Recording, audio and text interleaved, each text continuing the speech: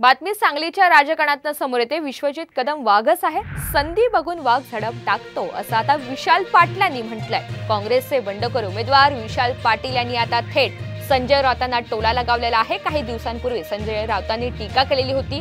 संजय राऊत का बोलतात याचा उलगडा निवडणूक झाल्यावरच होईल असं मतही विशाल पाटलांनी मांडलंय।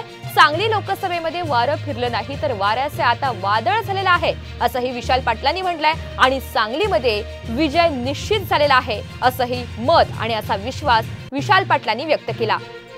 डॉक्टर विश्वजित कदम हे काँग्रेस पक्षाचं भविष्य आहे, महाराष्ट्राचं भविष्य आहे, देशाचं भविष्य आहे। त्यांच्यावर कुठल्याही प्रकारची टीका आमचा सामान्य कार्यकर्ता सहन करणार नाही।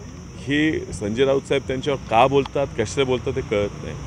आणि विश्वजित कदम हे सांगली जिल्ह्याचे वाघ आहेतच, त्यात काही शंका नाही, पण उद्या राज्याचे वाघ होताना तुम्हाला दिसतील। एक प्रभावी नेतृत्व आहे, जाणून बुजून जे काय झाले ते ह्या नेतृत्वाला पुढे येता येऊ नये त्याला अडचणीत आणण्यासाठी हे सगळं झालेलं आहे।